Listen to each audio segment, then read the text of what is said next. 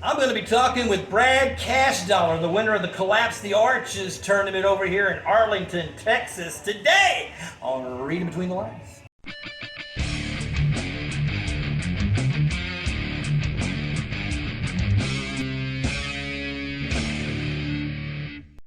Hey, I want to take a few seconds today to talk to you about my sponsor for today's video, KGS Cards. Now look, whether you're a game store or a player, KGS Cards is your wholesale and retail distribution for Vampire the Eternal Struggle.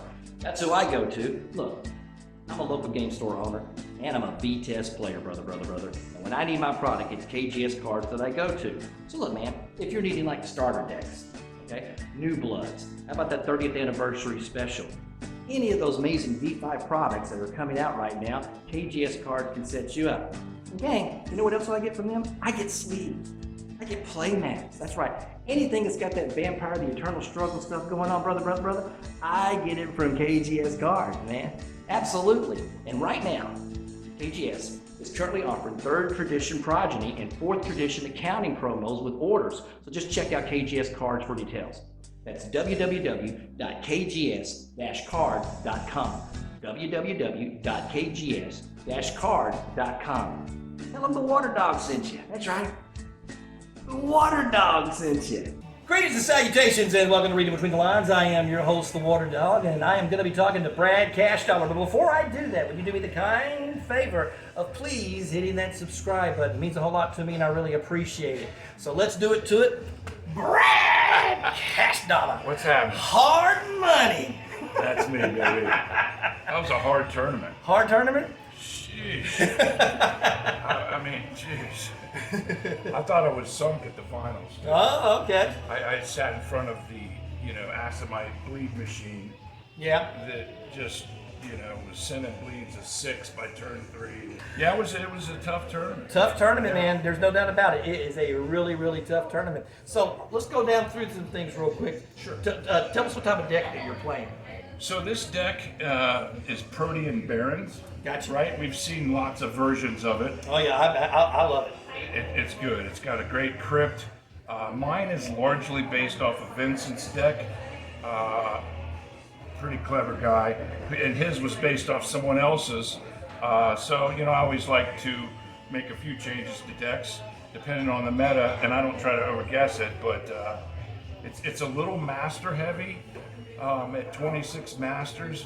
But basically the idea of the deck is to get out a bunch of minions, a couple barons, Child of the Revolution, some of the smaller anarchs, and it's got enough organized resistance and bait and switch and earth melds and Donnybrooks to stay alive. And then when you have your 6-7 minions and a club illusion out, Matt was like, don't tell me you got ousted by the guy by a bleed of 11 when he sat there and got 16 intercept against me. Man. Hey gang, I want to tell you, if you're wondering what all the background stuff is, we're at Jay Gilligan's bar, which is where the tournament took place. This is where we're conducting the interview because you know what?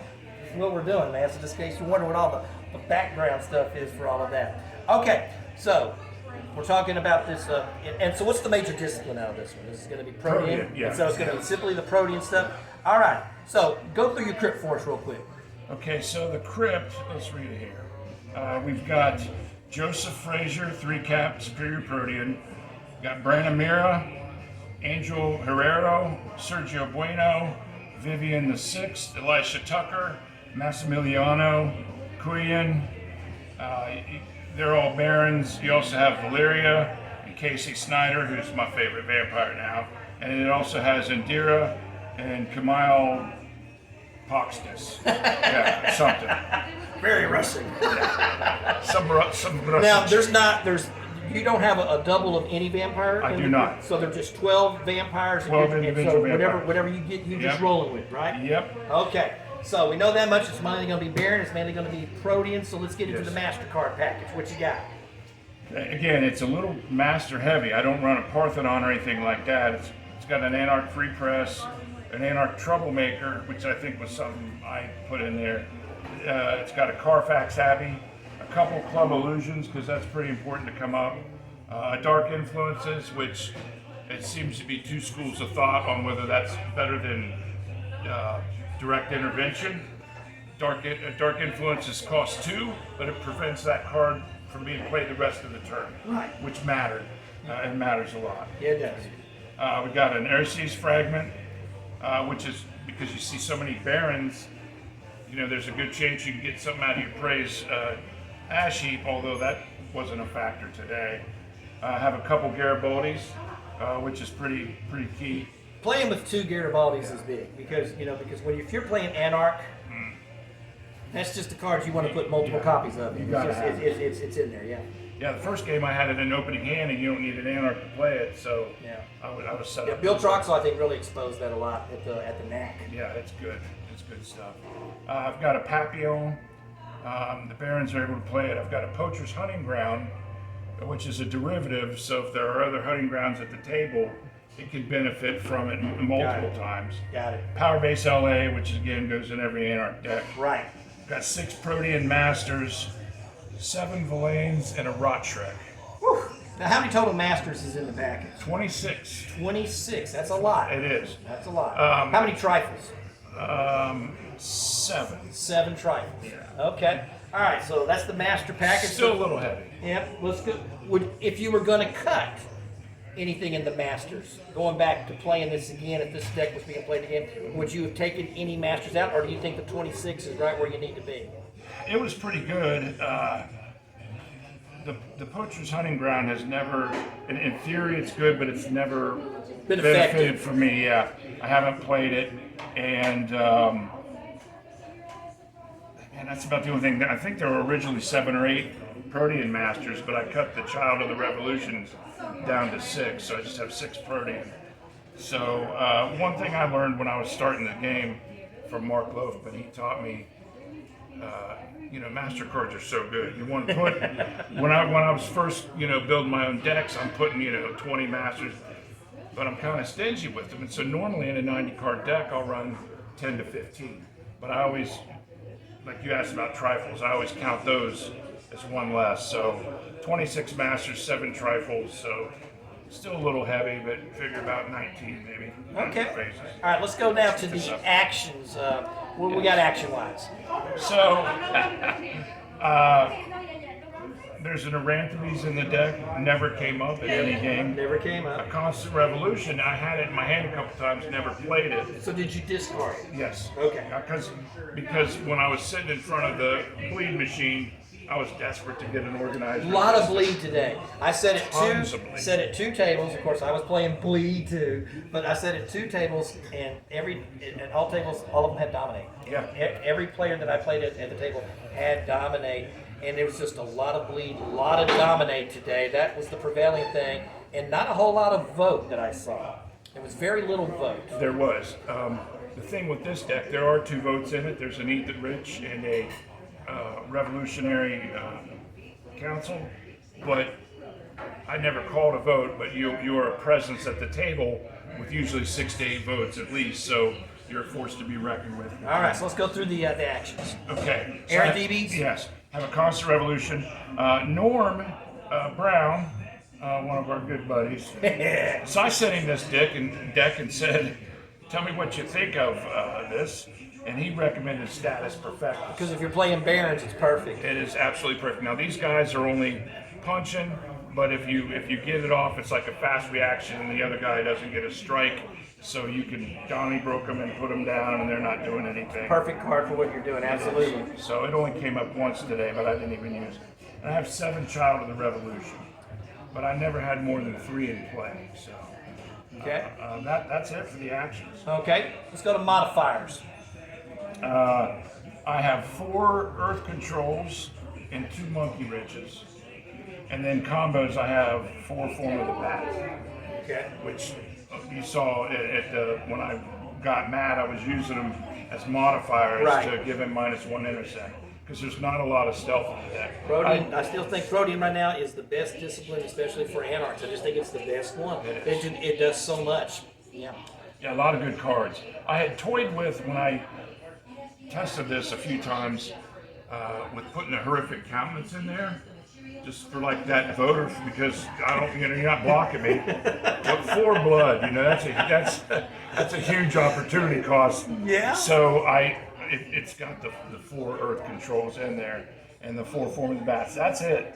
Okay. I said the 2 votes. Okay. It's got 6 Donnybrooks, 8 earth melds, 2 hardened Nisquitas.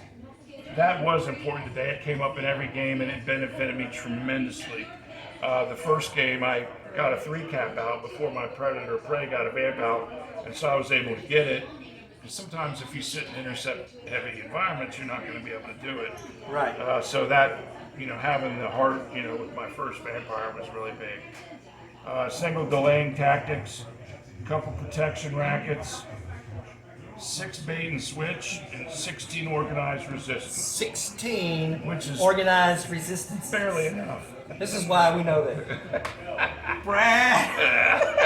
Hey, baby. I'm not going to say it. I got a television audience. No, I mean I like intercept. Yeah. Well, if you're playing Barons and you can load up with organized resistance, it's so strong. It is. It's just so strong. And at the final table, so I had a couple Barons and they're both cross organizing for my 3 cap. Right. Because it was Bruja, and he's gonna mess around and punch me for 6 on a grapple or whatever. I can lose the 3 cap. Yeah. Right, but I still got my 2 Barons to send that. And then Vincent had, when I was reading his notes on his version of the deck, he had said maybe an uncoiling because you see Scourge of the Enochians a lot, which is a problem if you've got, these Saw it today. Yeah. I saw it today, I think twice today. So I have a single copy of that in the deck, but it didn't come up. Yeah. So let's go through the rounds now. Let's go through round 1. Tell me exactly what happened in round 1 for you. Round 1, I was preying on, who's the Dallas guy? There's a lot of them. Goatee, not the Chris, but the other guy that kind Destin? Yes. Playing new Lasombra, preying on Sagan, playing new Salubri, preying on whoever my Predator was. Wow, I don't even remember. Is that bad? Yeah, man. Well, then how'd you do in the round? It was Logan who was playing. Okay. Logan Hatch. Yeah, who was playing the big monstrous 10 cap. Yeah, Geed. Yeah. So I've got Geed.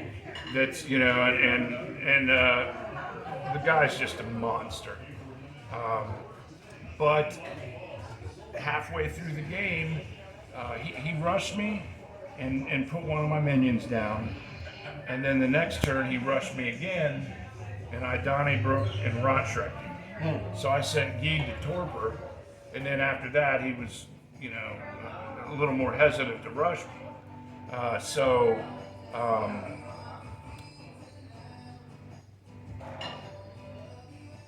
I got 3 points. Sagan ended up getting Logan. She was bouncing bleed. Sagan was on the ropes early. But she still ended up getting 1 VP. She did. She hung in there and got 1 VP against her brother. She had enough bounce. And some of those new Salubri cards, I haven't really built a Salubri deck yet, but there's a lot of good cards in there. Like you can't block. A lot of block fails. Yeah. So she got Geed with that. And then Destin brought out his 3rd vampire and took him down to 2 pools. So I knew he was going to lunge and try to get Sagan, but I had the Club Illusion out, and he blocked one of my bleeds, and then I let him for 8. There you go. The previous turn, that's how he's down 2, and then so you get the game win, 3 VPs in the table. Yes. Round 2, how'd that roll? I was with you, remember that? Oh, one? I know. So round 2, I have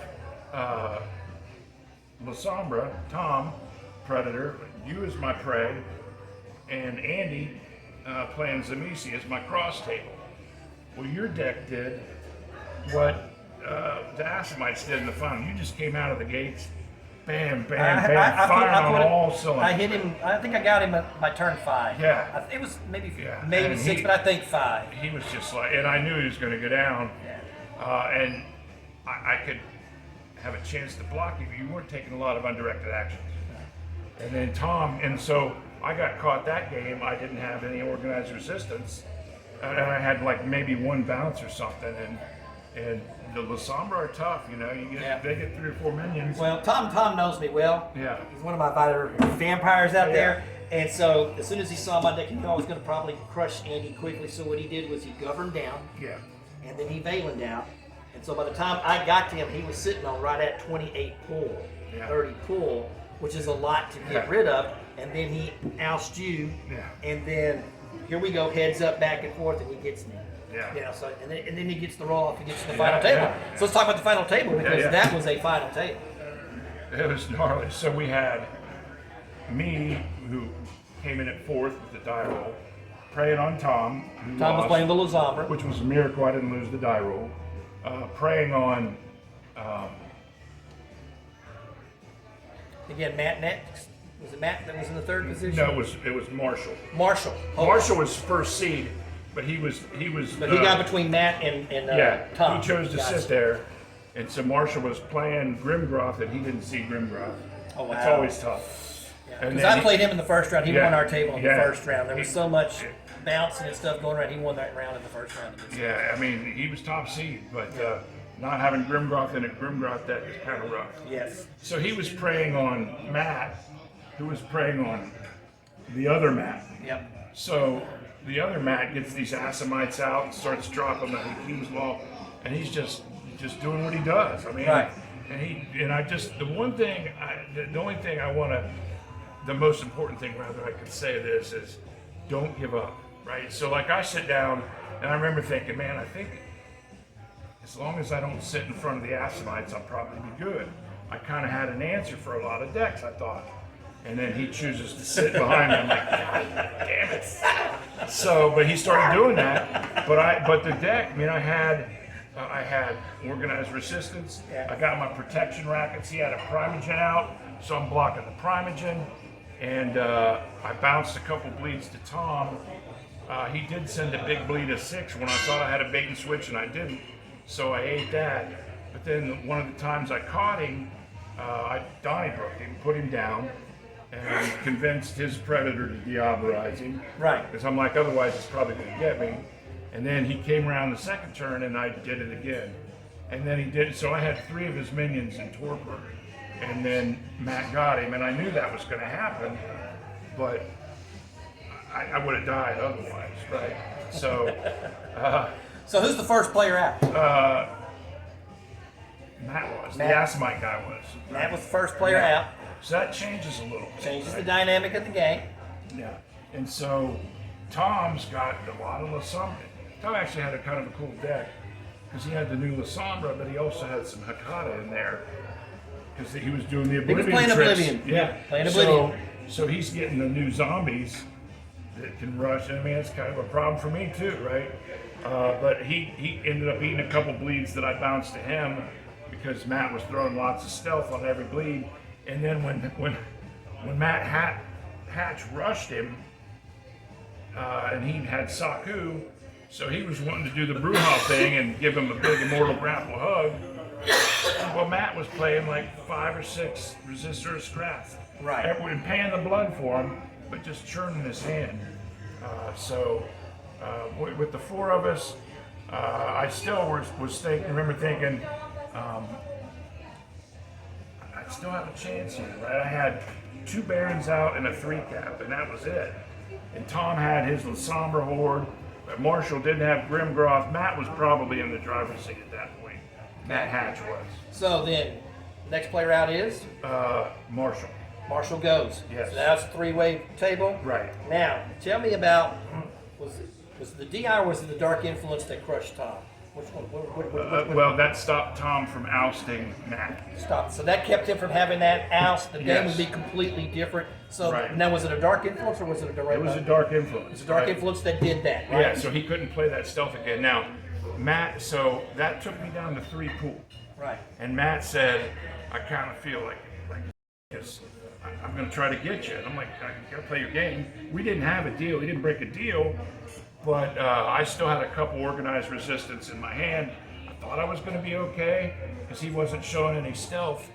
But like I had said at the time, I think if Tom gets Matt, which he would have if I wouldn't have, if you had a dark, then he was going to have probably 20 pool, and maybe I could have eventually got through it, but I didn't have a lot of stealth, and he had more minions than me. So with the time left, it would have been really tough to get him. All right, man. So I was hoping that he put enough pressure on Matt that if I got him, I'd be able to get Matt. But you saw it at the end there, man. Matt was resilient. He was waking and blocking and organized. Matt is one of those players, and I've said this before. Yeah. He's been in a ton of final tables. He has yet to crack He that. has, And yeah. to break, and we were talking about it today. We were thinking, thought he was going to have it. We Yeah. thought when we were looking at decks, we were thinking Matt has the best matchups, I think, at the final Yeah. table, and we really thought he was going to break through this time. But you are Brad Cashdollar. You are hard money, a hard man to kill. Thanks for the compliment, but no, he played it like it was tough. Like even after I got Tom, if we time out, Matt wins. I had to get him, and it was tough. And he's a great dude, and you guys have such good players down here. We always brag about Central Ohio. We got a bunch of fantastic players up there, but I come down here and have just as good of games. And like every time, I know it's never going to be a walk in the park. All right. So and Tom, he would have had Matt. And Matt was resilient. So it just He's worked on the out. cusp. He is. Tom's the next one of my Vital Yeah, he is. Vampires. I think is going to break through because we've had Sid break through, we've had Clint break through, and I think Tom's the next guy to kind of break through for us over here in Vital. So, but I hope for both of them to win because they're both great players. But there was a couple times during the final where I just thought, geez, I'm never going to get through this. This guy's never letting up on me. Right. Bleed, and again, it's kind of toolboxy. So yeah, it's got 16 organized resistance, and so it's a little bit blocky, but like. You get the 6 or 7 vampires and you slam into your prey. It's hard to win. It is hard. I mean, I sit there, and everybody goes, because last year I had a really good year last year. Oh my God, but it's hard to win. It is. I tell. It's hard. It is. And I think I've only had like one semi-easy final table. Every other final table I've ever been at has been a battle. It is. And because, so you got 2 or sometimes 3 2-hour rounds of grueling table talk, wheeling and dealing this, and you get there and you go to the final. Now you have a whole nother game you have to win. Yeah. Right. And so it's hard. And the thing is, the game kind of self-corrects because if somebody comes out of the gate with everything firing, a lot of times the table will collaborate and slow them down. That's the whole point of having a multiplayer game, It brother. is. That's the whole point of it, man. Keep everybody in check. Brad, congratulations, man. Thanks a lot, brother. I appreciate it. Congratulations, gang. Folks, it's been reading between the lines. I am the Water Dog. This is the champ right here, Brad Cashdollar. Yeah. Thanks for watching, brother. Y'all take care.